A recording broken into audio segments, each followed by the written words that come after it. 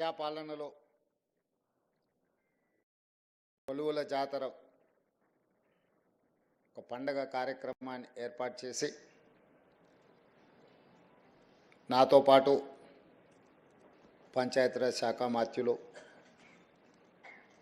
సోదరిమణి సీతక్క గారు, శాసనసభ్యులు యాదయ్య గారు,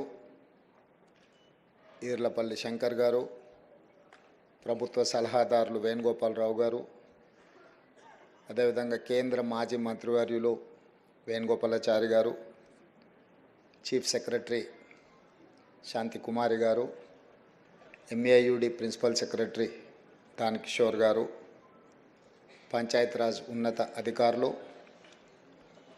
వివిధ శాఖలకు సంబంధించిన ప్రభుత్వ అధికారులు, నూతనంగా ప్రభుత్వంలో భాగస్వాములై తెలంగాణ పునర్నిర్మాణంలో మీ వంతు బాధ్యతను నెరవేర్చాలని ఉవ్విల్లూరుతున్న 922 మంది ఈనాడు ఒక దశాబ్ద కాలం అవకాశాల కోసం ఎదురుచూసి ఈరోజు మీ కళ నిజం కాపోతున్నది. మీరు, మీ కుటుంబ సభ్యులు, ముఖ్యంగా మీ తల్లిదండ్రులందరూ కూడా మనస్ఫూర్తిగా తెలంగాణ రాష్ట్ర ప్రభుత్వం తరఫున నేను స్వాగతం పలుకుతున్నా.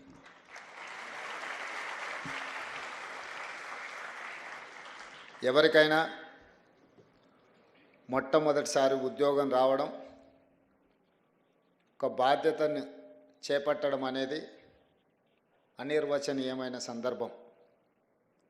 నేను మొదటిసారి ఇండిపెండెంట్ జడ్పీటీసీగా గెలిచినప్పుడు ఈనాడు ముఖ్యమంత్రి పదవి చేపట్టిన దానికంటే కూడా ఎక్కువ ఆనందం కలిగింది.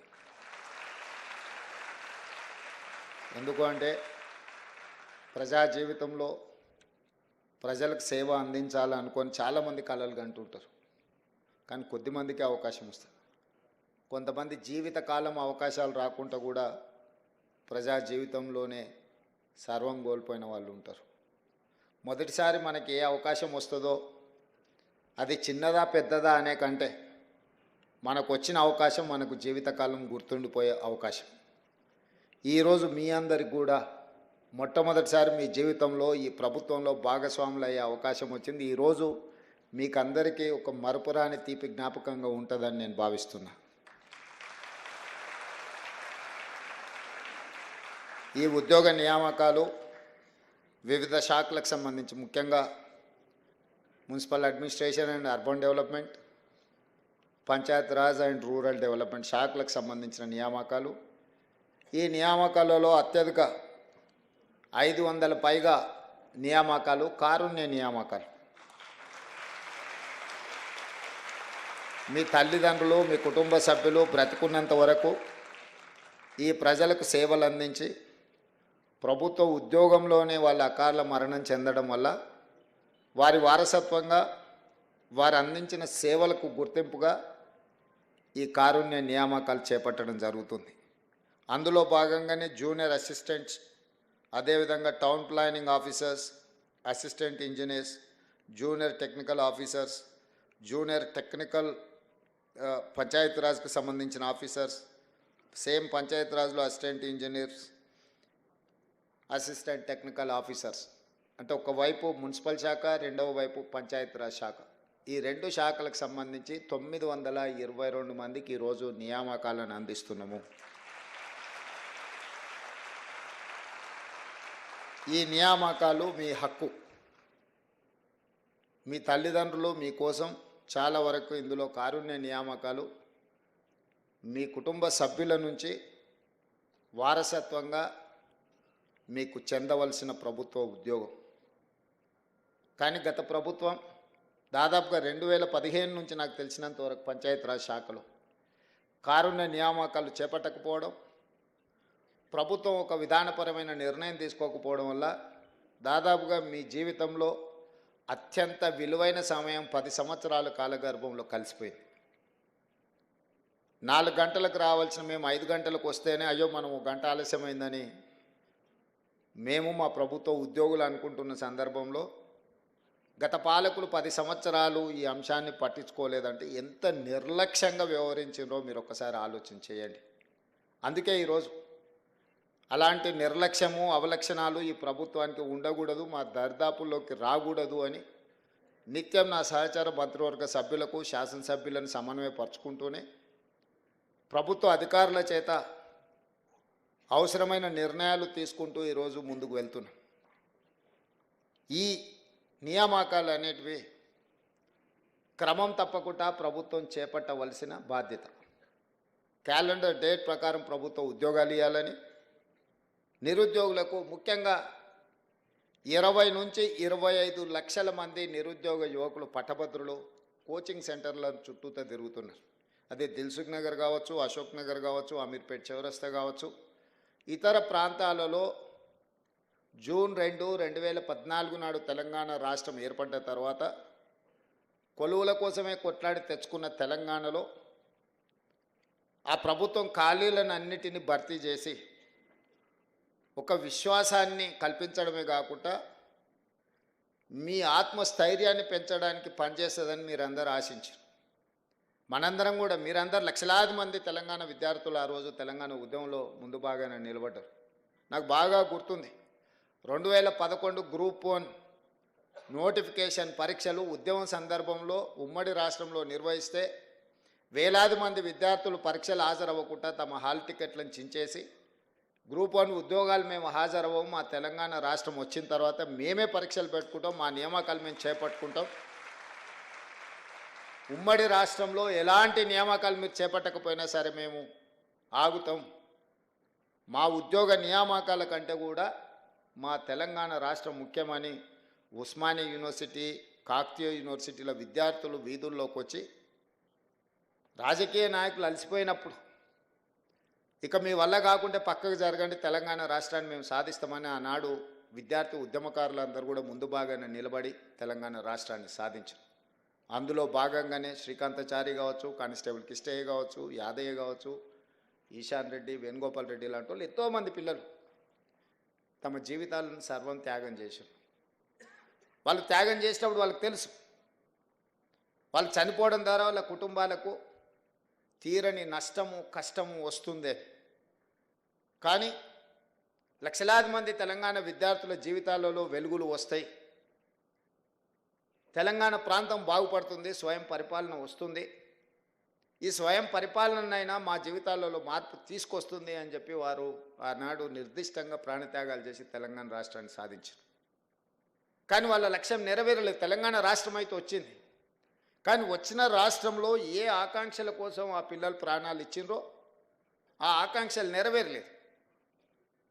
గత 10 సంవత్సరాల నుంచి 20 నుంచి 25 లక్షల మంది విద్యార్థులు ఊరిలో తల్లిదండ్రులకు 22, 23 ఏళ్ళ వయసు ఉన్నప్పుడు పోటీ పరీక్షలు రాసి ప్రభుత్వ ఉద్యోగాన్ని సాధించుకొని మళ్ళీ ఇంటికి వస్తామని తల్లిదండ్రులకు చెప్పి బయలుదేరి ముఖ్యంగా ప్రభుత్వ ఉద్యోగాల కోసం ప్రయత్నం చేస్తున్న వాళ్ళు దళితులు, గిరిజనులు, ఆదివాసీలు, బలహీన వర్గాలు, పేదలు.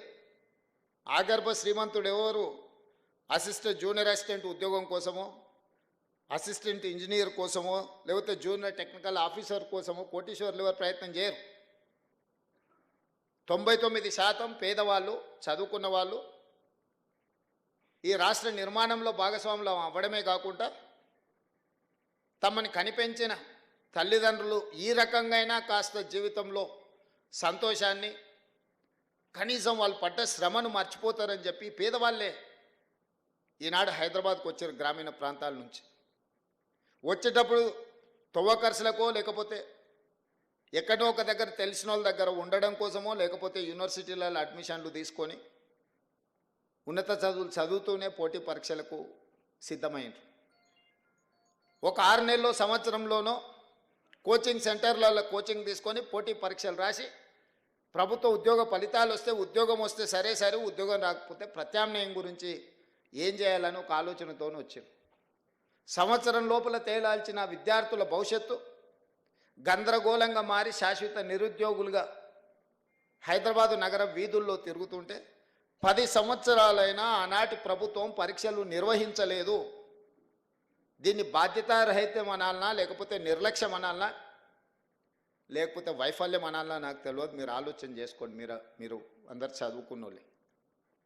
ఈరోజు డిసెంబర్ 7, 2023 నాడు నేను బాధ్యత చేపట్టిన తర్వాత ప్రతి డిపార్ట్మెంట్లో గత 10 సంవత్సరాలుగా ఇచ్చిన నోటిఫికేషన్లన్నీ, నిర్వహించిన పరీక్షలన్నీ, ఫలితాలు విడుదల కాకుండా కోర్టు న్యాయస్థానాలలో చిక్కుముళ్ళన్నీ, ఒకవేళ పరీక్షలు నిర్వహించిన ప్రశ్నపత్రాలు జిరాక్స్ సెంటర్లలో అమ్ముడువైన పరీక్షలన్నీ, ఈ కోచింగ్ సెంటర్ల చుట్టూ ఇన్ని లక్షలాది మంది తిరుగుతుంటే ఇది మొట్టమొదటి ప్రధాన సమస్యగా మా ప్రభుత్వం భావించి 10 సంవత్సరాలు నోటిఫికేషన్లు లేకపోతే పరీక్షలు నిర్వహించకపోవడం, న్యాయస్థానాలలో చిక్కుముళ్ళుగా ఉన్న వాటిని అన్నిటిని ఒక్కొక్కటిగా పరిష్కరించుకుంటూ 57,924 ఉద్యోగ నియామక పత్రాలు ఎల్బీ స్టేడియంలోనో లేకపోతే రవీంద్ర భారతిలోనో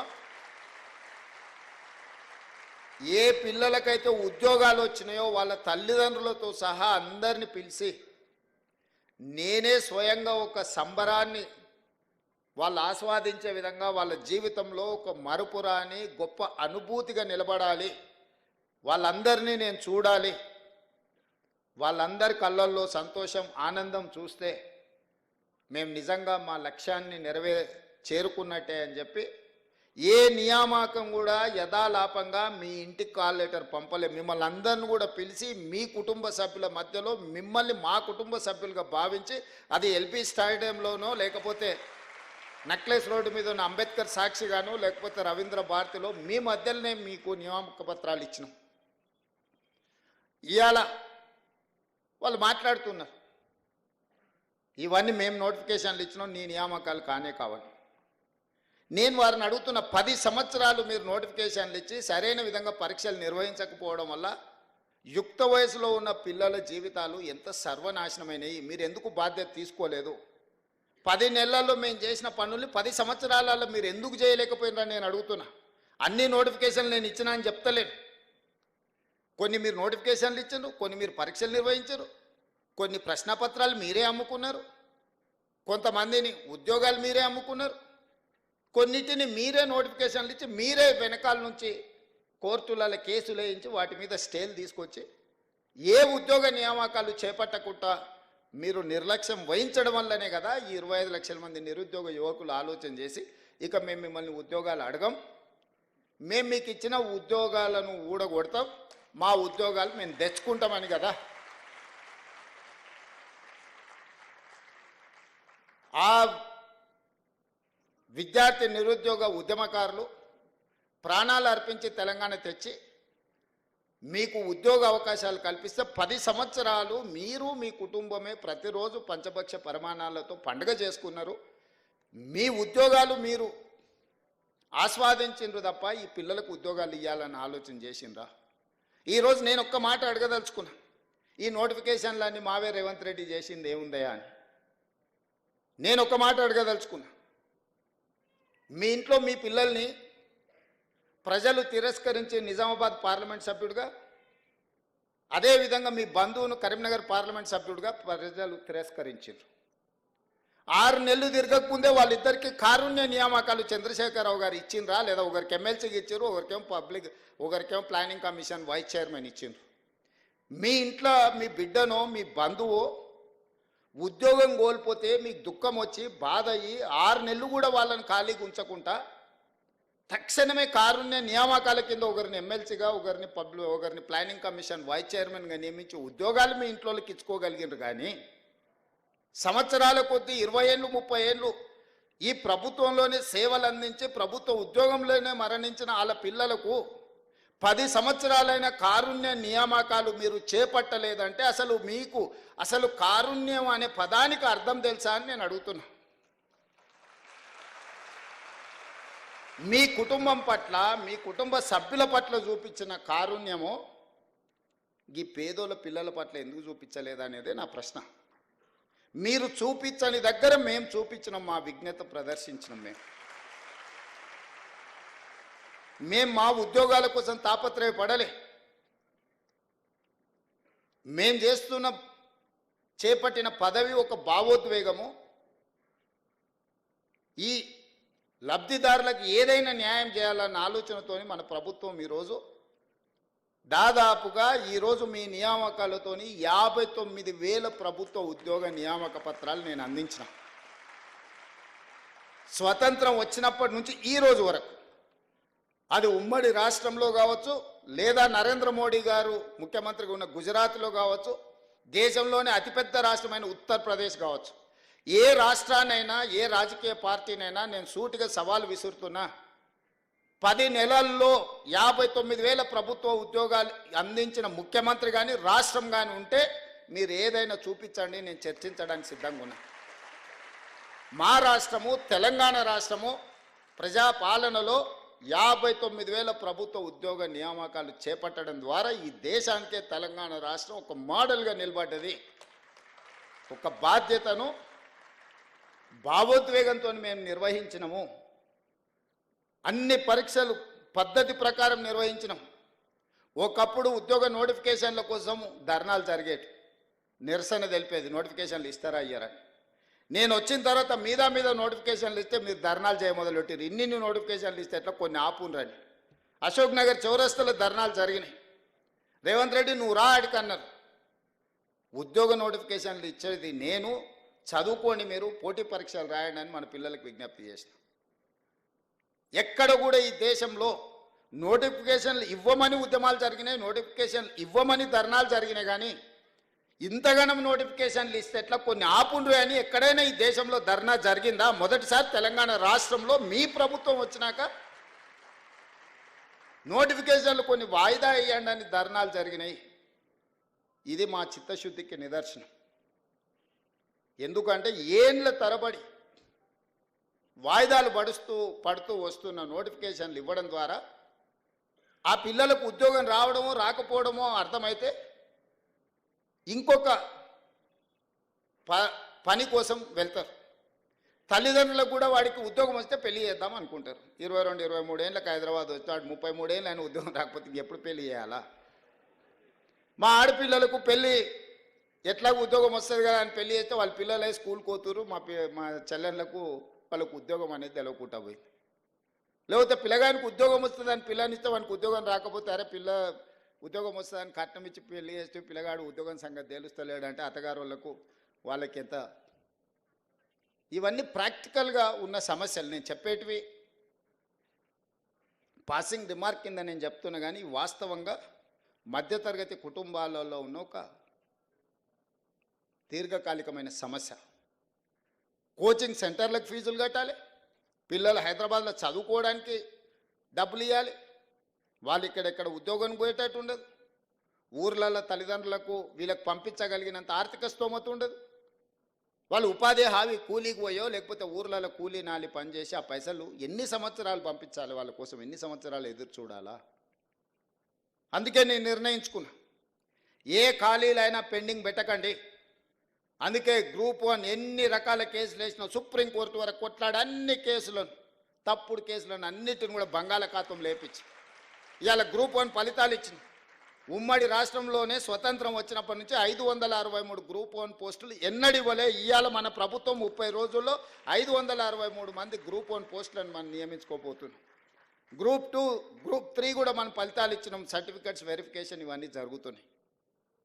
విత్ ఇన్ డేస్లో 2,000 గ్రూప్ 1, గ్రూప్ 2, గ్రూప్ 3 కలిపితే దాదాపుగా 2,000 పైచీలకు ఉద్యోగాలు నియామక పత్రాలు తెలంగాణ రాష్ట్రంలో ఇంకో 30-40 రోజుల్లో మనము నియమించుకోబోతున్నాం. ఉద్యోగాలు 2-2.5 వేలు ఉండొచ్చు, కానీ 10 లక్షల పైగా విద్యార్థులు కోచింగ్ సెంటర్ల చుట్టూతో తిరుగుతూ వాళ్ళు ఊరు నుంచి తల్లిదండ్రుల దగ్గరికి వెళ్ళి ఉద్యోగం వచ్చిందానో రాలేదానో చెప్పుకోలేని పరిస్థితుల్లో కొట్టుమిట్టాడుతుంటే ఈరోజు ఒక శాశ్వత పరిష్కారం చూపించే ప్రయత్నం చేస్తున్నాం. అన్నీ అడ్డుకోవాలనే ప్రయత్నమే.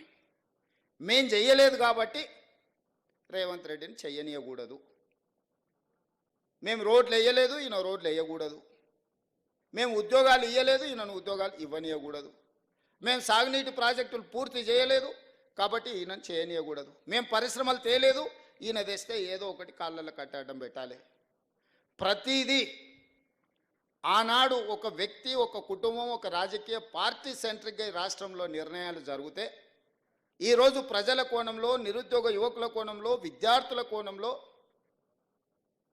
ఈరోజు మన ప్రభుత్వం, ఈరోజు విద్యార్థులకు మీరు అందరూ గ్రామాల నుంచి వచ్చిన వాళ్ళు దాదాపుగా డైట్ ఛార్జెస్ 10 సంవత్సరాలు పెంచలేదు. నేను 40% డైట్ ఛార్జెస్ సింగిల్ స్ట్రోక్లో నేను ఇచ్చిన. కాస్మెటిక్ ఛార్జెస్ హాస్టల్లో ఆడపిల్లలు ఉంటారు, పేదోళ్ళ పిల్లలు ఇంటి దగ్గర తల్లిదండ్రులను అడగలేరు. చిన్న చిన్న సబ్బు కాడ నుంచి మొదలు పెడితే చిన్న చిన్న కాస్మెటిక్స్ని అడగలేరు. 200% 20 ఇయర్స్ నుంచి పెండింగ్ ఉంటే నేను 200% కాస్మెటిక్ ఛార్జెస్ పెంచి ఎవ్రీ మంత్ గ్రీన్ ఛానల్ వాళ్ళకి పేమెంట్లు ఇచ్చిన. ఈరోజు దాన్ని స్ట్రీమ్ లైన్ చేసిన. ఇంటిగ్రేటెడ్ రెసిడెన్షియల్ స్కూల్స్ మేము ఎస్సీ ఎస్టీ బీసీలకు రెసిడెన్షియల్ స్కూల్స్ ఓపెన్ చేసినామని 7 ఉన్నాయి. అవి 2000 మంది విద్యార్థులు ఉంటే 10 బాత్రూములు కూడా లేవు. ఒక్కొక్క బాత్రూమ్ దగ్గర 500 200 మంది పిల్లలు క్యూ కట్టే పరిస్థితి. అక్కడి నుంచి ఈరోజు ప్రతి నియోజకవర్గానికి ఒక young India integrated residential schools 20 నుంచి 25 ఎకరాలలో 200 కోట్ల రూపాయలతో మన సింగిల్ జీవో 58 నియోజకవర్గాలలో అనుమతించిన 11,000 కోట్ల రూపాయలు మంజూరు చేసిన. గ్రీన్ ఛానల్లో కలెక్టర్ల ఖాతాలు ఆల్రెడీ నగదు కలెక్టర్ ఖాతాలు నిధులు పెట్టేసిన. రేపు పొద్దుగాలే బిల్లులు వచ్చినాయి రాలేదని కాంట్రాక్టర్లు పని ఆపితే పిల్లలకు నెక్స్ట్ అకాడమిక్ ఇయర్ లోపల ఒక మంచి ఇన్ఫ్రాస్ట్రక్చర్ ఇవాళ కార్పొరేట్ లెవెల్లో వాళ్ళకు విద్యను అందించడానికి. అదేవిధంగా స్కిల్స్కి సంబంధించి యంగ్ ఇండియా స్కిల్స్ యూనివర్సిటీ ప్రతి సంవత్సరం 1,10,000 మంది ఇంజనీరింగ్ విద్యార్థులు పాస్ అవుతున్నారు తెలంగాణ రాష్ట్రంలో. 1,10,000 మంది ఇంజనీర్లు బయటకు వస్తే 10,000 మంది కూడా ఉద్యోగాలు వస్తలేవు. 1,00,000 మంది ఖాళీగానే ఉంటున్నారు. తల్లిదండ్రులు వచ్చి కలుపుతారు, సార్ మా పిల్లగాడు ఇంజనీరింగ్ చదువుకున్నాడు ఏదైనా ఉద్యోగం చూడు సార్ అని. మన ఢిల్లీలో బిల్ గేట్స్ వస్తే ఒక ఆయన వచ్చింది, సార్ బిల్ గేట్స్ వచ్చింది కానీ నువ్వు చెప్తే ఉద్యోగం ఇవ్వడమ్మా పిల్లగానికి ఇవ్వండి అని. ఎట్లా వస్తుంది అంటే, సార్ మరి ఇంజనీరింగ్ చదువుకున్నా నాకేం తెలుసు సార్. అందుకే తీసుకుంటున్న సర్టిఫికెట్కి మనకున్న నైపుణ్యానికి పొంతన లేదు. డిమాండ్ అండ్ సప్లైలో చాలా గ్యాప్ ఉంది. ఈ గ్యాప్ను ఫిలప్ చేయడానికే యంగ్ ఇండియా స్కిల్స్ యూనివర్సిటీని ఒక అద్భుతమైన మోడల్ని దేశానికే ఆదర్శంగా ఉండే విధంగా ఈరోజు యంగ్ ఇండియా స్కిల్స్ యూనివర్సిటీని తీసుకొచ్చినాం. మన పిల్లలకు సాంకేతిక నైపుణ్యాన్ని పెంపొందించడం ద్వారా ఉద్యోగమే కాదు స్వయం ఉపాధి కూడా వాళ్ళకి కల్పించుకోవడానికి అవకాశం ఉంటుంది. వాళ్ళకి అవకాశాలు కల్పించాను యంగ్ ఇండియా స్పోర్ట్స్ యూనివర్సిటీని తీసుకొచ్చినాం. ఇవన్నీ మీరు చేసిన ఉంటే యంగ్ ఇండియా స్కిల్స్ యూనివర్సిటీ కానీ, యంగ్ ఇండియా స్పోర్ట్స్ యూనివర్సిటీని కానీ, లేకపోతే young India integrated residential schools for SC ST BC and minority పిల్లలకు మీరు నిర్మించి ఉంటే ఇవన్నీ కూడా నాకు అవకాశమే రాకపోవు కదా. ఈ 59,000 ఉద్యోగ నియామక పత్రాలు మీరు అధికారంలో ఉన్న 10 సంవత్సరాలలో ఈ పిల్లలకు ఉద్యోగాలు ఇచ్చి ఉంటే ఈరోజు ఈ నియామక పత్రాలు నేను ఇవ్వాల్సిన పరిస్థితే రాకపోతుండే కదా. మీ కుటుంబంలో నియమించుకున్న కారుణ్య నియామకాలు అదే కారుణ్యము ఈ పిల్లల మీద చూపించుంటే 500 కుటుంబాలకి ఇవాళ రవీంద్ర భారతిలో నేను కారుణ్య నియామకాలు ఇవ్వాల్సిన అవకాశమే ఉండకపోతుండే కదా. 10 ఏళ్ళు మీరు ఏవేవైతే చెయ్యలేదో, 10 ఏళ్ళు ఏ అంశంలో మీ బాధ్యత మర్చిపోయినరో, 10 ఏళ్ళు ఏ బాధ్యత పట్ల మీరు నిర్లక్ష్యంగా వ్యవహరించినరో వాటన్నిటినీ సవరించుకుంటూ పరిష్కరించుకుంటూ ఒక్కొక్క అడుగు నేను ముందుకేస్తున్నా. ఇంతకుముందు బిల్డ్ నౌ ఇప్పుడు టౌన్ ప్లానింగ్ వాళ్ళు మీరు ఉన్నారు. ఏ పర్మిషన్ కూడా ఏ రికార్డు లేదు. సామాన్యులకు మాత్రం 100 చిక్కు ప్రశ్నలు. ఉన్నోడు వస్తే మాత్రం మాన్యువల్గా అప్లికేషన్. భూమి ప్రభుత్వం ఉందా తెలియదు, భూమి ప్రైవేట్దా తెలియదు, భూమి చెరువులు ఉందా తెలియదు, భూమి నాలాలు ఉందా తెలియదు, భూమి యజమాని ఇంకోరా తెలియదు. కాగితాలు ఆయన గారికి ఇస్తారు, ఆయన చూస్తాడు, ఈయన అనుమతిస్తాడు, వాడు కడతాడు. కట్టినాక ఎవడో నా భూమి అని వస్తే కొనుక్కున్నాడు, చూసేటోడు, ఇచ్చినోడు అందరు ఇరుక్కుంటారు. కమిషన్లు తీసుకున్నాడు, హ్యాపీగా ఉన్నాడు. అందుకే నేను చెప్పిన అధికారులకు నథింగ్ డూయింగ్, ఆఫ్లైన్ పర్మిషన్స్ ఇయ్యను. మా బిల్డర్ చాలామంది నా మీద అలిగినరు, అరే మాకు ముందు చాలా లగ్జరీ ఉండే, మాకు చాలా కంఫర్ట్ ఉండే, ఒక ఆయనకు తీసుకొని పోయి కాగితాలు మిగతా అప్పచెప్తే నిమిషాలలో మాకు అనుమతి వచ్చేది, నువ్వు వచ్చినాక అన్ని చిక్కుముళ్ళు వేస్తున్నావు అని. ఒక రిఫార్మ్ తీసుకొచ్చేటప్పుడు డెఫినెట్గా కొంత అప్పటి వరకు లగ్జరీ అనుభవించిన వానికి కొంత బాధ ఉంటుంది. ఎందుకంటే మాకు ఇంత గ్రీన్ ఛానల్లో మాకు కొన్ని వెసులుబాట్లు ఉండే. రేవంత్ రెడ్డి గారు రాగానే పేదోడు లేదు పెద్దోడు లేదు అందరు క్యూలో రావాలి, ఆన్లైన్లో రావాలి, మీరు ఆటోమేటిక్ యాప్లో అప్లోడ్ చేయాలి, మీరు ఏమేమి పెడుతారో అందులో పెట్టుకురు, ప్రజలు పబ్లిక్ డొమైన్లో ఉంటుంది. ఈ భూమి ఎవరిదో తేలుతుంది, అది చెరువులు ఉందా లేదా తేలుతుంది, అది నాలాలు ఉందా లేదా తేలుతుంది. ఇవాళ అనుమతులు ఇచ్చిన వాళ్ళని మేము కొంతమందిని వాళ్ళు ఒత్తిడితో ఇచ్చారు. మేము ప్రాసిక్యూషన్కు మా అధికారులు రాశారు హైదరాబాద్, ఈ ఆఫీసర్లు అందరూ లోపలేమని. వాళ్ళు నేను పిలిచిన ఏందే అని, ఏం చేయాలి సార్, ఆనాడు ఉన్నాయని ఇవ్వమన్నాడు, మేము ఇచ్చినాం, మీరు మమ్మల్ని ఏమో శిక్షిస్తామంటారు, మా పరిస్థితి ఏందని. అందుకే కుర్చీలో కూర్చున్న వాళ్ళు ఒత్తిడి తెచ్చినా పారదర్శకంగా ఉండాలని ఇవాళ బిల్డ్ నవ్ అనే ఒక యాప్ తీసుకొచ్చి పబ్లిక్ డొమైన్లో పెట్టి ఎంత పెద్దోడైనా ఇందులోనే అప్లికేషన్ పెట్టుకోవాలి. దీన్ని స్క్రూటినీ చేయడానికి ప్రజలకు అవకాశం ఇచ్చినాం, ప్రభుత్వ అధికారులకు అవకాశం ఇచ్చినాం. రేపు పొద్దుగాల ప్రభుత్వ ఉద్యోగస్తులకు అనుమతి ఇచ్చింది కాబట్టి మీరే బాధ్యత, మీరు శిక్ష అనుభవించుండి అని మిమ్మల్ని బలి చెయ్యొద్దన్న ఆలోచనతోని ఈరోజు తెలంగాణకు సంబంధించిన కొంతమంది తయారు చేసిన ఒక యాప్ని ఈరోజు మనము ఇంట్రడ్యూస్ చేసినాం. ఇవన్నీ కూడా పారదర్శకమైన పరిపాలన అందించాలని, ఒక ట్రాన్స్పరెంట్ గవర్నమెంట్ ఇవ్వడానికి చేస్తున్న వెల్ఫేర్ అండ్ డెవలప్మెంట్తో పాటు ఒక ట్రాన్స్పరెంట్ గవర్నెన్స్ ఇవ్వాలనేది నా ఆలోచన. That is called good governance, that is called Telangana model. ఈ తెలంగాణ అనేది దేశానికే. నరేంద్ర మోడీ గారు అప్పుడప్పుడు చెప్తుంటారు, ఈ దేశ ప్రధానమంత్రి ఆయన అంటే నాకు గొప్ప గౌరవం, ఈ దేశాన్ని నేనే అభివృద్ధి చేసిన అంటాడు. సంతోషం, ప్రధానమంత్రికి 3 సార్లు అవకాశం వస్తే డెఫినెట్గా చేస్తారు. కానీ ఆంధ్రప్రదేశ్, తెలంగాణ, తమిళనాడు, కర్ణాటక ఇన్ఫ్రాస్ట్రక్చర్ డెవలప్మెంట్ అంత ఇక్కడనే జరిగింది. కంపెనీలు అన్నీ ఇక్కడికే వచ్చినాయి. ఇక్కడున్నోళ్ళే కాదు, ఆ ఉత్తరప్రదేశ్ నుంచో లేకపోతే ఉత్తర భారతదేశం నుంచో గుజరాత్ నుంచో ఉద్యోగాలు చేయడానికి మన దగ్గరకు వస్తారు.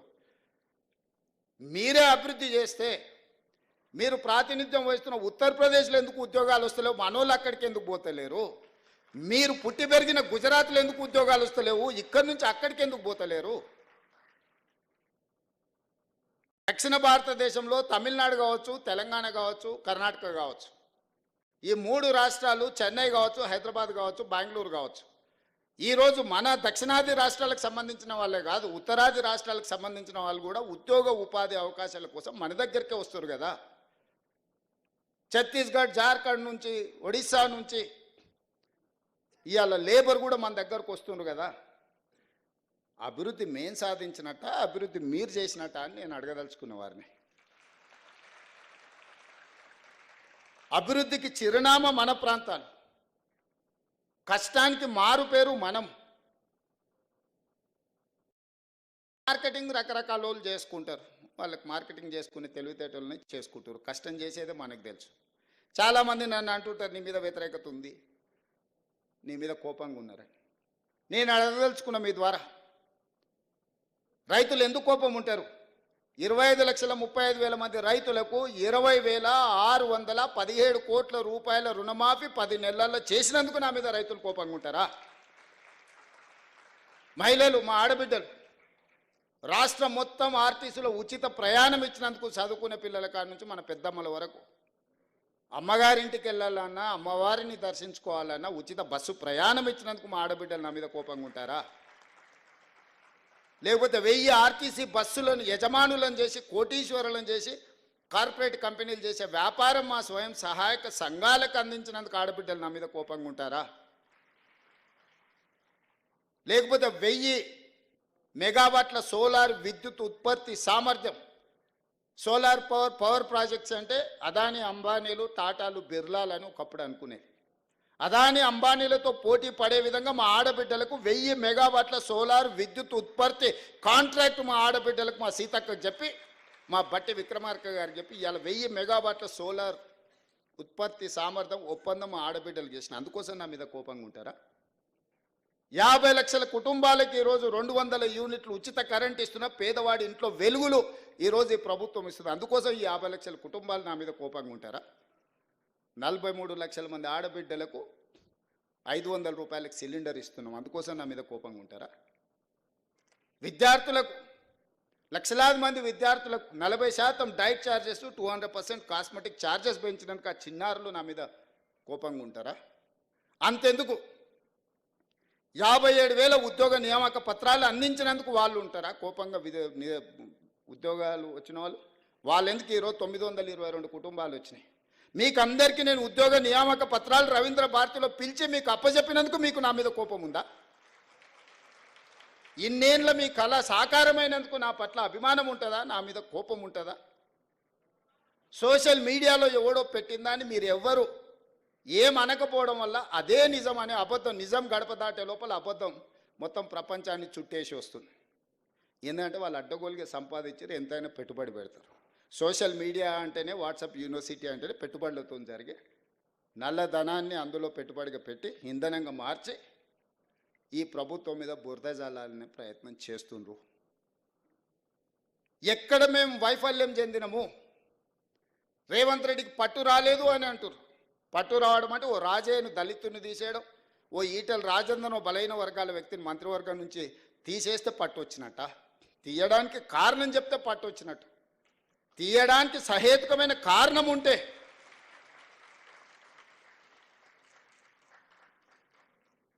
నీ సొంత మోడైనా తప్పు చేస్తే లోపల పెడితే నీకు పట్టు వచ్చినట్టు, కానీ పంచక తింటే పట్టు వచ్చినట్ట. పరిపాలన భవనమైన సచివాలయానికి రానోనికి 10 ఏళ్ళు రానోనికి పట్టు వచ్చిందంట పరిపాలన మీద. రోజుకు 18 గంటలు పనిచేస్తున్నా మీకే అందుబాటులో ఉన్నా నాకు మాత్రం పట్టు రాలేదు అంటుంది. ఎట్లా దీన్ని జస్టిఫై చేయాలో మీరు చెప్పండి అని అడుగుతున్నా నేను. ఏ రోజైనా సచివాలయానికి మమ్మల్ని, నేను సీతక్క కూడా సచివాలయానికి పోతే పోలీసులు పట్టుకొచ్చి మా ఇంటికాడ వదిలేసి వచ్చారు. ఇవాళ సచివాలయంలో ఎవరో బిల్లులు రాలేదని ధర్నా చేసింది. నేను లోపలికి రానియకపోతే వాళ్ళు వచ్చి ధర్నా చేయగలుగుతారా మిత్రులారా? మీరు చెప్పండి. సామాన్యుడు కూడా సచివాలయానికి వచ్చి తన బాధను చెప్పుకోవడానికి, అవసరమైతే నిరసన తెలపడానికి ఈ ప్రభుత్వం అవకాశం ఇచ్చినందుకు కదా మీరు వచ్చి నిరసన తెలిపింది. ఏ ధర్నా చౌక్లో పుట్టి పెరిగిన మీ పార్టీ ఆ ధర్నా చౌక్ను మూసేస్తే నేను వచ్చిన ఎంబడే ధర్నా చౌక్ తెరిచి ప్రజలు ఏం నిరసన తెలిపినరో నేను తెలుసుకోవాలనుకుంటున్నా. ఆ ధర్నా చౌక్లో నిరసన వాళ్ళ యొక్క సమస్య, ఆ సమస్యను పరిష్కరించడం మా బాధ్యత. ధర్నా చౌక్ ఓపెన్ చేసినందుకు నా మీద కోపం ఉందా, నాకు పట్టు రాలేదా అని నేను అడుగుతున్నా. నేను ధర్నాలు చేయనిచ్చినందుకే కదా మీరు పట్టు రాలేదంటుండ్రు. అదే పోలీస్ సిబ్బంది ఒక 11 మంది మాత్రమే మారినాం. ఒక కుటుంబం ఒక 11 మంది మంత్రులు మారిన, మిగతాళ్ళంతా సేమ్ అదే వ్యవస్థ కదా. కేసీఆర్, కేటీఆర్, హరీష్ రావు, దయాకర్ రావు ఇట్లాంటి మంత్రులు మారినరు. రేవంత్ రెడ్డి, సీతక్క, లేకపోతే బట్టి విక్రమార్క గారు, శ్రీధర్ బాబు గారు, మా 11 మందిమే కదా మారింది తెలంగాణ రాష్ట్రంలో. ఉన్న వ్యవస్థ మొత్తం అదే కదా. అదే పోలీసులకు నేను ఆదేశాలు ఇస్తే నిమిషాలలో ఇళ్ళకి వెళ్ళి బయటకు వెళ్ళకుండా అందరిని లోపలేసి తాళం వేసి వంగబెట్టి దంచరా? కోదండరాం తలుపులు వలగొట్టిన వాళ్ళు కేటీఆర్ తలుపులు వలగొట్టి ఈపులు వాళ్ళకి దంచరా? నువ్వు చెప్పినావు, నేను చెప్పలేదు. నేను అట్లాంటి విధానానికి వ్యతిరేకం కాబట్టి మీరు బయటకు వచ్చి ధర్నాలు చేస్తూరు, దీక్షలు చేస్తూరు, నన్ను తిడుతురు. ఆనాడు నువ్వు ఆదేశాలు ఇస్తే కోదండరామ్ గారు తలుపులు బద్దలు కొట్టిన పోలీసులు నీ ఈపులు పక్కన వలగొట్టారా మేము చెప్తే? ఆ విధానానికి మేము వ్యతిరేకము. అరే వాళ్ళ బాధ ఏముందో చెప్పుకొని అనరా, వింటే అందులో ఏదైనా రీజనబుల్ ఏమన్నా ఇష్యూ ఉంటే రిజాల్వ్ చేయాలనే ఆలోచనతోటి మేము అవకాశం ఇస్తున్నాము. సేమ్ అదే పోలీస్ వ్యవస్థతో మీరు అంచవేసినట్టు మేము అంచేయలేమా? మాకు తెలియదా? ఆ మాత్రం తెలివి లేకుండానే 20 ఏళ్ళ అపోజిషన్లో ZPTC, MLA, MLC, MP, party president, ముఖ్యమంత్రి అయిన 20 ఏళ్ళు ఏం తెలియకుండానే ఇంత దూరం వచ్చినా మీరు అవకాశం ఇచ్చారా? గడీలలో వెరగకపోవచ్చుగా నల్లమల్ల అడవుల్లో వెరిగినాం కదా. క్రూర జంతువులను చూసినాం, సామాన్యులను కూడా చూసినాం కదా.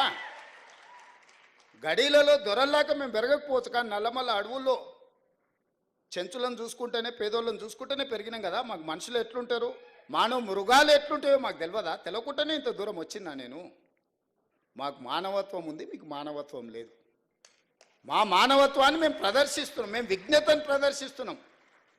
రాజు అనేవాడు విజ్ఞతతో వ్యవహరించాలి అని. ఒక రాష్ట్రానికి ముఖ్యమంత్రి అనేవాడికి విజ్ఞత ఉండాలి.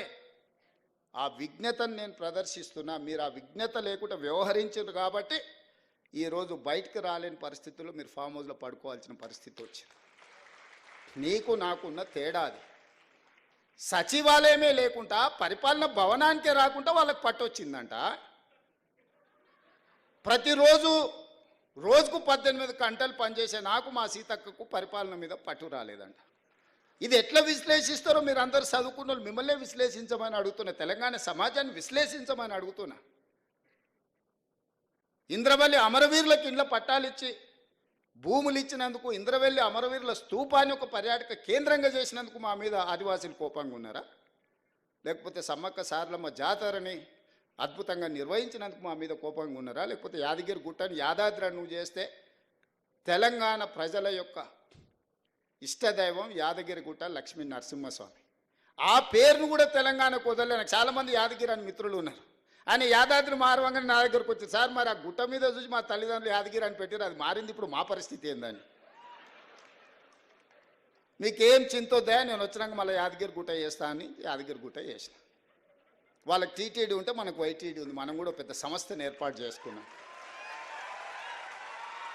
ప్రతిసారి దర్శనాలకు వాళ్ళని అడుక్కొని మా ఎమ్మెల్యేల లెటర్లు అని మనం అడుక్కున్నాం ఎందుకు? భద్రాచలంలో రాములవారు లేరా? లక్ష్మీ నరసింహస్వామి లేడా? లేకపోతే రామప్పలో శివుడి అంశ లేదా మనకు? మనం మన వాటిని అభివృద్ధి చేసుకోలేదు కాబట్టి, ప్రభుత్వం వాటి మీద దృష్టి పెట్టలేదు కాబట్టి ఈరోజు మనం ఇతరుల వైపు చూస్తున్నాం. అద్భుతమైన శిలా సంపద ఉన్నది, అద్భుతమైన దేవాలయాలు ఉన్నది, అద్భుతమైన సంస్కృతి ఉన్నది తెలంగాణ ప్రాంతానికి. అందుకే ఈరోజు మనం ఎండోమెంట్స్ పాలసీ తీసుకొచ్చి టూరిజం ప్రమోషన్లో భాగంగా ఈరోజు వీటన్నిటిని అభివృద్ధి చేయాలని మనం ఒక పాలసీ తీసుకొచ్చినాం ఆల్రెడీ. అందుకే వైటీడీని ఈరోజు మనం పెట్టుకుని తొందరలోనే బోర్డు వేసుకుంటాం. అద్భుతంగా మనం మన దగ్గర ఉన్న పరిశ్రమలను కానీ దేవాలయాలను కానీ ఇక్కడ ఏమేం కావాలో అవన్నీ చేసుకుందాము. మన అందరికీ సిలికాన్ వ్యాలీనే ఈరోజు మనం డ్రైవ్ చేయగలిగినాం. నిన్ననే మెక్డొనాల్డ్స్ హైదరాబాద్లో మా కార్పొరేట్ ఆఫీస్ పెట్టుకుంటాం, ఇండియాలోనే హైదరాబాద్కి వచ్చారు. బయోటెక్లో ప్రపంచంలోనే పేరెన్నికగా ఆమ్జాన్ అమెరికాలో ఉంటుంది. ఫస్ట్ టైం వాళ్ళ దేశాన్ని వదిలి బయటకు వచ్చారు, హైదరాబాద్కి వచ్చారు. హెచ్సిఎల్ వాళ్ళు 15,000 మంది, 1,00,000 మంది ఈరోజు వాళ్ళు ఎంప్లాయీస్ తెలంగాణలో. కాగ్నిజెంట్, విప్రో, ఇన్ఫోసిస్, ప్రపంచంలోనే అత్యధికంగా ఉద్యోగులు ఉన్న వాళ్ళ వ్యాపార సంస్థలు హైదరాబాద్లో విస్తరించుకున్నారు. ఇవన్నీ కూడా మనం వచ్చిన తర్వాత ఒకరొకరిని వాళ్ళని కలిసి అవసరమైతే వాళ్ళ ఆఫీసులకి వెళ్ళి ఈరోజు ఇన్ఫ్లేషన్ అంటే ధరల నియంత్రణ. భారతదేశంలో 1.3 అతి తక్కువ ధరల పెరుగుదల ఉన్న రాష్ట్రంగా తెలంగాణ రాష్ట్రం నెంబర్ 1 ఉంది. ఇది కేంద్ర ప్రభుత్వం ప్రకటించింది, నేను ప్రకటించలే. అన్ఎంప్లాయ్మెంట్ 8.8 ఉన్నదాన్ని 6.1. నిరుద్యోగ సమస్యను పరిష్కరించిన రాష్ట్రంగా మొట్టమొదటి రాష్ట్రంగా తెలంగాణ నిలబడింది, కేంద్ర ప్రభుత్వం ప్రకటించింది. రాష్ట్ర ప్రభుత్వాలు సొంతంగా పన్నుల వసూళ్లలో భారతదేశంలో నెంబర్ 1, 88%. టార్గెట్లో 88% రీచ్ అయి దేశంలోనే మొదటి రాష్ట్రంగా తెలంగాణ రాష్ట్రం ఉంటే 86%తో మహారాష్ట్ర ఉంది. నరేంద్ర మోడీ గారు ప్రాతినిధ్యం వహించే గుజరాత్ 6th ప్లేస్లో ఉన్నది. తెలంగాణ రాష్ట్రంలో పన్నులలో పారదర్శకత తీసుకొచ్చి 88% సక్సెస్ రేషియో మన స్టేట్ చూపించింది. ఇది మన పరిపాలన మీద పట్టు. ధరల నియంత్రణలో, నిరుద్యోగ సమస్యను పరిష్కరించడంలో, రాష్ట్రం సేకరించాల్సిన పన్నులలో దేశానికే రోల్ మోడల్గా నిలబడి పెద్ద పెద్ద కార్పొరేట్ కంపెనీలను గుజరాత్కు పోకుండా తెలంగాణకు తీసుకొచ్చి తెలంగాణ పరిపాలన మీద పట్టు సాధించిన మేము దేశానికే ఆదర్శంగా నిలబడి తెలంగాణ మోడల్ అని ఈరోజు చెప్పుకుంటున్నాం. ఆయన అంటాడు, మిస్ యూనివర్స్ హైదరాబాద్లో ఎట్లా కండక్ట్ చేస్తారని. ఏంద్రా నాయన నీ బాధ, నీ దుఃఖమేంది? ఏంది అసలు ఆయన ఆవేదన ఏందో, బాధ ఏందో, దుఃఖం ఏందో నాకు అర్థం కాలే. ఒక అద్భుతమైన అవకాశం పర్యాటక రంగానికి ఇది. 140 దేశాలకు సంబంధించిన ప్రతినిధులు అందరూ మన హైదరాబాద్ రాష్ట్రానికి 25-26 రోజులు ఉండబోతున్నారు. మే 7th నుంచి మే 31st వరకు ప్రపంచ దేశాలన్నీ మన నగరంలో, మన ప్రాంతంలో, not only in Hyderabad, Warangal 1000 స్తంభాల గుడి కావచ్చు, రామప్ప గుడి కావచ్చు, పర్యాటక ప్రాంతాలు ఏవేవైతున్నాయో తెలంగాణ రాష్ట్రంలో అన్ని వాళ్ళు పర్యటించబోతున్నారు. తెలంగాణలో ఉన్న ప్రసిద్ధి చెందిన పర్యాటక క్షేత్రాలన్నిటి దగ్గర ఈ ప్రపంచ అందగత్తెలు ముందర అక్కడికి వచ్చి అక్కడ మిస్ వరల్డ్ కాంపిటీషన్స్ మన రాష్ట్ర ప్రభుత్వం నిర్వహించబోతుంది. ఎంత గొప్ప అవకాశము! 72సారి ఇప్పుడు నిర్వహించేది. 72 సార్లలో ఒక్కసారి అమితాబ్ బచ్చన్ ముంబైలో నిర్వహించాడు. 70 సార్లు ఇతర దేశాలలోనే జరిగింది. 72వసారి మన తెలంగాణ రాష్ట్రం ప్రపంచానికి ఆతిథ్యం ఇవ్వబోతుంది. 3000 ఛానల్స్ ప్రపంచం నుంచి మన దగ్గర నెల రోజులు ఉండబోతున్నారు. 3000 ఛానల్స్ అండ్ పేపర్స్ హైదరాబాద్ ఆతిథ్యం ఇవ్వబోతుంది. గ్లోబ్లో హైదరాబాద్ ఒక ల్యాండ్ మార్క్ కాబోతుంది. అసలు ఇంత మంచి సందర్భం వస్తే నువ్వు అభినందించకపో, నీ బాధ దుఃఖం రోజు మాట్లాడుతుండు. దానికి ఎట్లా ఖర్చు పెడితే దీనికి ఎట్లా ఖర్చు. మేము దుబారా చెయ్యము. మేము 5-10 కోట్లు 20 కోట్లు ఒకవేళ దీంట్లో ఖర్చు పెడితే ప్రపంచ దేశాల నుంచి వేలాది లక్షలాది మంది ఇక్కడికి వస్తే ఇక్కడ ఉండే hotel industry, food industry, other ఇండస్ట్రీస్లో వందల కోట్ల రూపాయల ఆదాయం తెలంగాణ రాష్ట్రానికి రాబోతుంది. మీరే ఒక గుడికి యాదగిరి గుట్టకు పోతారు. బస్సు ఉచితం ఇచ్చినా మీరు ఉండి లేచింది అనుకోండి, ఆడ ఏదైనా షాపులలో కొనుక్కున్నది అనుకోండి, మీ ట్రాన్స్పోర్ట్ కంటే కూడా 3 అంతలు ఎక్కువ పైసలు ఖర్చు పెడతలేరా? మన జాతరకు పోతాం, మన పిల్లలు అదిగోని ఇదిగోని అని అంటే మనల్ని ఎవరన్నా ఫ్రీగా తీసుకపోయినా మనం ఆడ ఖర్చు పెట్టొస్తలేమా? Hotel industry, food industry, transportation, ఇన్ని వేల మంది వస్తే ఎన్ని ట్యాక్సీలు, నిరుద్యోగ యువకులకు ట్యాక్సీలు నడుపుకో, ఊబర్, ఓలా లాంటి వాటికి ఎంతమందికి పని కలుగుతుంది? ఎన్ని హోటల్స్ నెల రోజులు 100% బుకింగ్ ఉంటాయి. ఇంత ఆదాయం రాష్ట్రానికి రాబోతుంది. ప్రపంచ దేశాలన్నీ హైదరాబాదు నగరం వైపు చూడబోతున్నాయి. ఇన్ని దేశాలను ఒక దగ్గరికి మనం రప్పించగలిగిన శక్తి సామర్థ్యం నీకుంటే, అమెరికాలో చదివచ్చినావు కదా, 10 ఏళ్ళలో ఎందుకు తీసుకురాలేదు? ఫార్ములా ఈ రేస్ అంట. ఫార్ములా ఈ రేస్ ముసుగులో ప్రభుత్వం పైసలు నువ్వు కొల్లగొట్టినావు స్వామి. అందుకోసమనే నువ్వు కేసు ఎదుర్కొంటున్నావు. నీకు నాకు పోలిక లేదు. ప్రజల కోణంలో ప్రజా సమస్యలను పరిష్కరించాలన్న ఆలోచనతో నేనున్నా. ఉద్యమం ముసుగులో మొత్తం ఉన్నదంతా ఊడ్చుకపోదామన్న ఆలోచన మీరున్నారు. నీకు నాకున్న తేడా ఇది. ఏ రోజన్నా మిమ్మల్ని ఆ కుటుంబ సభ్యులకి ఇట్లా కలిసి చెప్పడానికి మాట్లాడినారా? మీరు మీరు మీరు ప్రత్యక్ష సాక్షులే కదా. నేనేం కొత్తగా చెప్పాల్సిన పని లేదు కదా. నేను ఎందుకు ఇవన్నీ మీ దగ్గర పంచుకుంటున్నా అంటే, ఇవన్నీ చర్చలు జరగాలి. 10 సంవత్సరాల వాళ్ళ పరిపాలన, మొదటి 6 నెలలు మనకు పార్లమెంట్ ఎన్నికల వరకు మనం పరిపాలన చేసింది. ఇలా తర్వాత 10 నెలలు మనం పరిపాలన చేసింది. 10 నెలల్లో నేను తీసుకున్న నిర్ణయాలను విశ్లేషించండి. విశ్లేషించి మార్కులు ఇవ్వండి. పట్టు వచ్చిందా, పట్టు రాలేదా?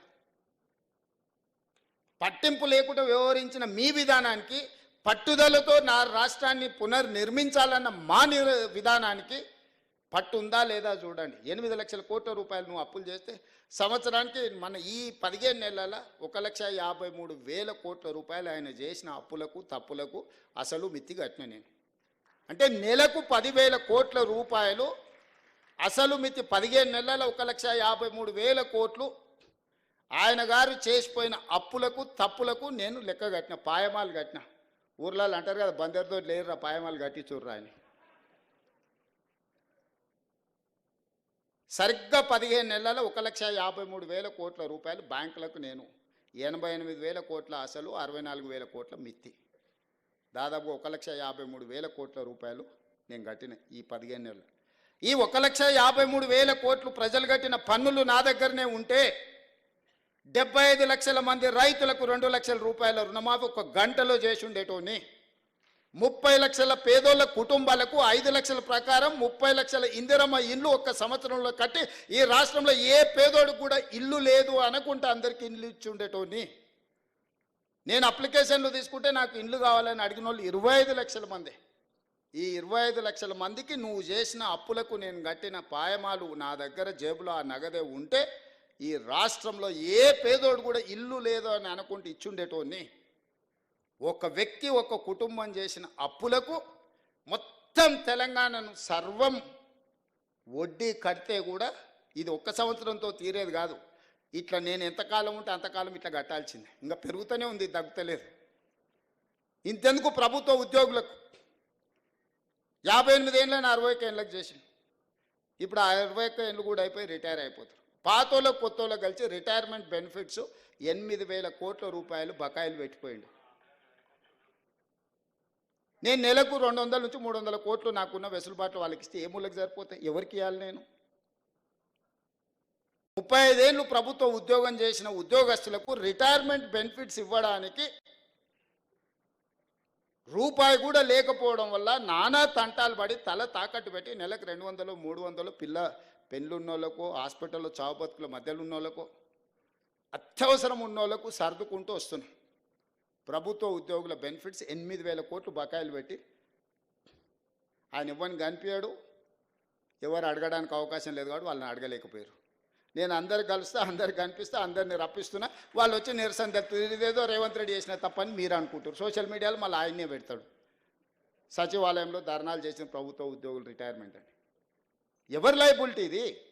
ఒక చిన్న అటెండర్ రిటైర్ అయితే 50 లక్షలు మినిమం బెనిఫిట్స్ వస్తున్నాయి. ఒక average employee, gazetted rank employee retired అయితే 1,15,00,000 నుంచి 1,20,00,000 బెనిఫిట్స్ ఇవ్వాల్సి వస్తుంది.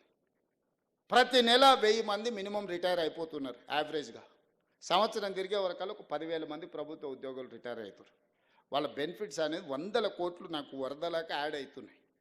ఈ రోజుకు 8,000 కోట్ల రూపాయలు ప్రభుత్వ ఉద్యోగులకు రిటైర్మెంట్ బెనిఫిట్స్ నా దగ్గర పెండింగ్ ఉన్నాయి. ఎట్లా తీసుకొచ్చేయాలా? ఏ అప్పు పుడతలేదు మార్కెట్లో, ఊడు మనల్ని నమ్ముతలేడు. ఊర్లలో ఒకప్పుడు భూస్వాములు ఉన్నోళ్ళు పిల్లలు చేతికి రాక దొరికిన కాడల్లో అప్పులు చేసి వ్యసనాలకు అలవాటై తాగుడుకు బానిసలై పత్తాలకు పెట్టి కొన్ని పెద్ద కుటుంబాలు గ్రామాలలో దెబ్బతింటే చూడు, అప్పు ఉట్టకొస్తుంది. పేరు గొప్పగా ఉంటుంది, అప్పు ఉట్టకొస్తుంది వాళ్ళకు. ఇవాళ తెలంగాణ రాష్ట్రం కూడా పేరు గొప్పగా ఉంది, అప్పు ఉట్టకొచ్చింది. నేను ఇది చెప్తే అరే ఇట్లా నిజాలు బయట చెప్తావా, ఇట్లా పరువు తీస్తావా నువ్వు రాష్ట్రాన్ని? ఎన్ని రోజులు దాచిపెట్టుకోవాలి?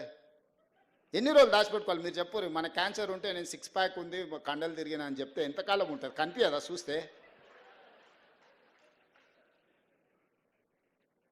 అందుకే ఉన్నది ఉన్నట్టుగా చెప్పి మిమ్మల్నే అడుగుతున్నా, కొంత వెసులుబాటు అంటే నేను కూడా తీసుకుంటా.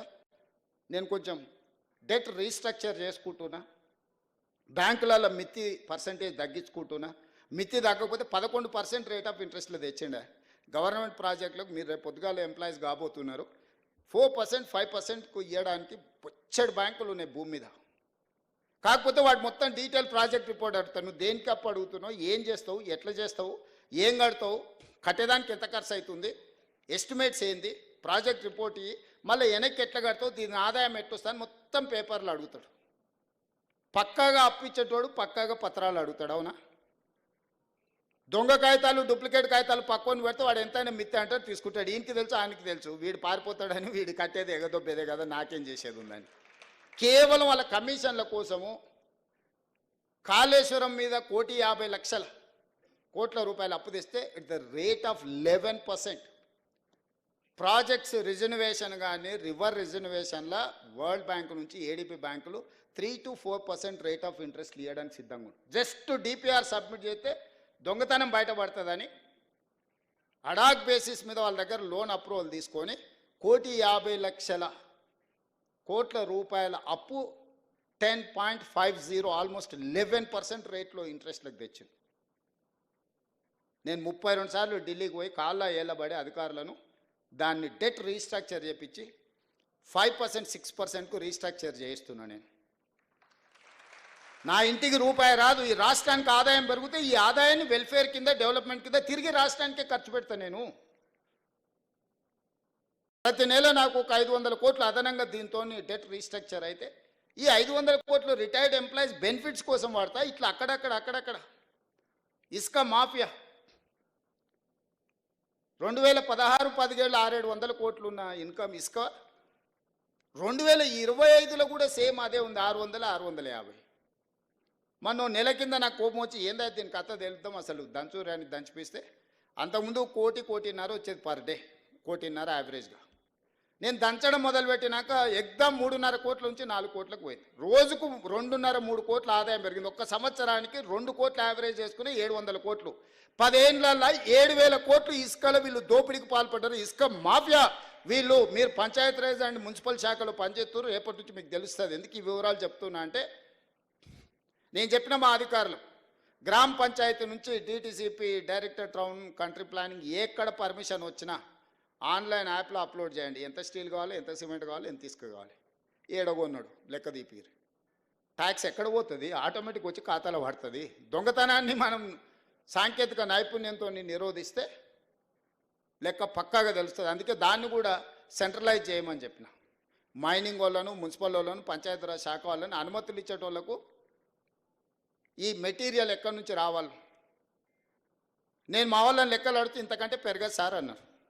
అవునా, అట్లనే రాండి కూర్చోండి. ప్రిన్సిపల్ సెక్రటరీ, ఐఏఎస్లు వాళ్ళంటే పెద్ద పెద్ద చదువులు చదువుకున్న వాళ్ళు, మనకు చదువు లేదు. కానీ నేను ఒక లెక్క చెప్పిన, రాష్ట్రంలో స్టీల్ ఎంత అమ్ముడు పోయింది, సిమెంట్ ఎంత అమ్ముడు పోయిందో లెక్క తీయరి. ఆ స్టీలు ఆ సిమెంట్ ప్రకారం ప్రపోర్షనేట్గా ఇసుక ఎంత అవసరం ఉంటుందో లెక్క తీయరి. ఎందుకంటే స్టీలు సిమెంట్ జిఎస్టీ లెక్క ఉంటుంది కదా. ఆ సేల్స్ అన్నీ క్యాలిక్యులేట్ చేయించిన. వాళ్ళకి అర్థం కాలే ఎందుకు చేయిస్తున్నాం. ఇసుక ఎంత అవసరం అవుతుందో 4 కోట్ల మెట్రిక్ టన్నుల ఇసుక అవసరమవుతుందని లెక్క తేలింది. నేను అడిగిన రోబో శాండ్ 1 కోటి మెట్రిక్ టన్నులు తీసేవా 25%. 3 కోట్ల మెట్రిక్ టన్నులు సంవత్సరానికి ఇసుక అవసరం ఉంది. ఈరోజు ఎంత అమ్ముతున్నాం అంటే 1,25,00,000 అమ్ముతున్నాం అన్నాడు. అంటే 1,75,00,000 మెట్రిక్ టన్నుల ఇసుక దొంగతనం జరుగుతుంది. దొంగలు దొంగిలించి వీళ్ళకి అమ్ముకుంటారు. ఇసుక లేకుండా స్టీల్ సిమెంట్ వాడగలమా, నిర్మాణాలు చేయగలమా? అంటే ఏదో ఒక రూపంలో ఇసుక వాళ్ళ దగ్గరకు పోతుంది కదా. ప్రభుత్వ ఖజానాకు రూపాయి రాకుండా ప్రభుత్వ లెక్కకు దొరకకుండా పోతుంది. కాబట్టి నాకు ఇవన్నీ తెలియదు. 4 కోట్ల మెట్రిక్ టన్నుల ఇసుక ప్రభుత్వ లెక్కలోకి రావాల్సిందే. మీరు ఏం చేస్తారో నాకు తెలియదు. ఎవరినైనా లోపలేయండి, నాకు లెక్క దొరకాల్సిందే అని చెప్పిన.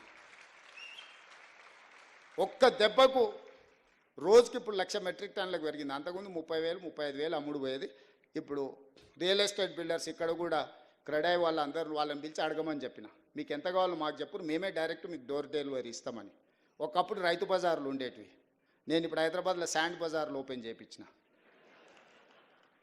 3 సెంటర్లు పెద్ద పెద్దది చేయించిన. గవర్నమెంటే తీసుకొచ్చి ఇసుక వస్తుంది. ఇక్కడ కావాల్సిన వాళ్ళు చక్కగా అడిగిపోయి కూరగాయలు రైతు బజార్లో పోయి కొనుక్కున్నట్టే కుటుంబాలు తక్కువ రేటుకు వస్తాయి కదా. ఇసుక అడిగిపోయి దొడ్డి ఇసుక 1,600, సన్న ఇసుక 1,800. అంతకుముందు 2,100 సన్న ఇసుక ఉండే, దొడ్డి ఇసుక 1,800 ఉండే.